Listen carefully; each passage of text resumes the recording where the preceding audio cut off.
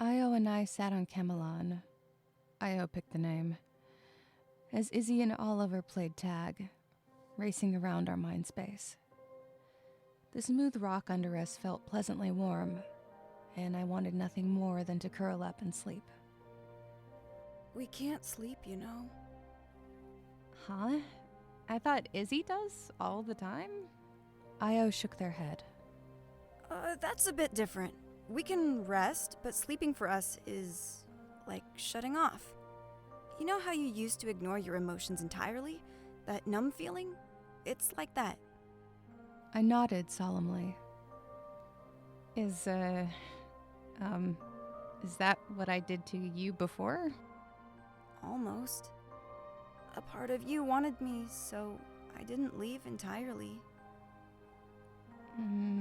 So, I mean, if you did go to sleep, then... I don't know what happens. What happens when you die? The question instantly made me nauseous. I don't know. We gave each other a thoughtful look, veiled by sorrow. Suddenly, hands grasped my shoulders and shoved me backward. I toppled and landed with a thud on my back. Oliver howled in cruel delight. Do you just have your fucking guard down all the time? Jesus Christ. Oliver, no! That's so mean! You're never like that to me. You can act better than that, Oliver. Whatever. I know what she needs. She needs to toughen up. He kicked my foot lightly. I curled my legs up and tucked them into myself. I hated this. I hated all of this. I hated the real world. I hated this one. Nowhere was ever gonna feel safe, was it?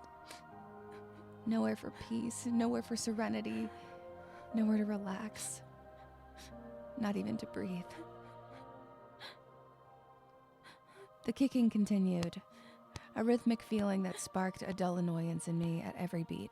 Stupid, stupid, stupid. Oliver giggled. Something burned at my core, but my tired mind barely registered it.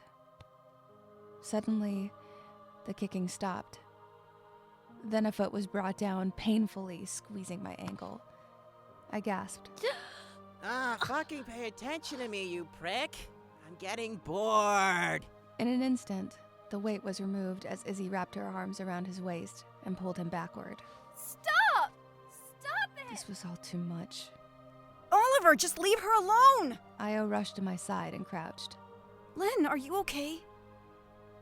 I rolled to all fours and lifted myself upright. My head pounded.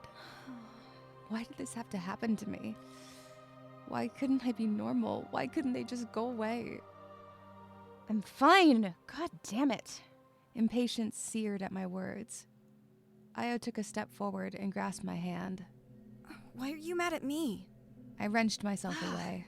I'm mad at all of you! Well, that's unfair. I didn't do anything to you. I savagely pointed a finger at Io. It's your fault our mind space is, whatever it is now. God. What is that supposed to mean? If you hadn't appeared in my mind as a thought, I wouldn't have gone after you to begin with. I began to pace. I felt Oliver and Izzy staring at us in surprise. I didn't care. You know I can just go to sleep and leave you alone if you really want that. But I know you better than you do, Linne. The reason I'm here is because you don't trust anyone in your real life, and you're going crazy with loneliness. You know what, Io?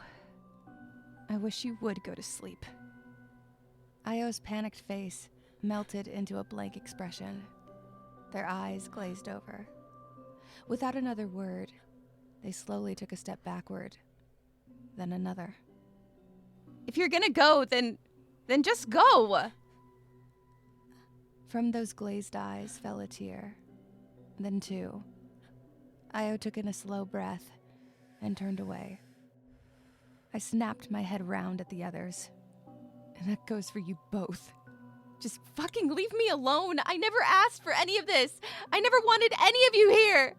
I came into my mind space to relax, and suddenly you three up and ruin everything.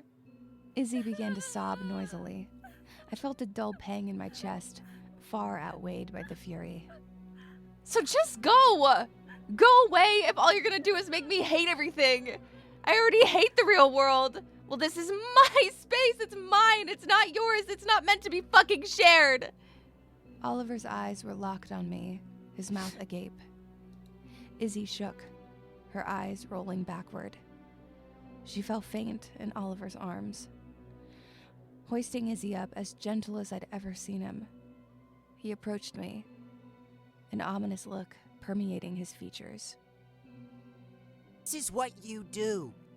You're always hurting Izzy, and it pisses me right the fuck off. Do you want to know why she's always frail, huh? A fire I'd never seen before burned in his eyes. The desire to protect. It startled me. She keeps all your happiness and all those joyful childhood memories safe from you, Linne. You do everything you can to forget what it's like to be happy. It's like you're addicted to your own self-hatred. And fuck. It makes me so goddamn mad.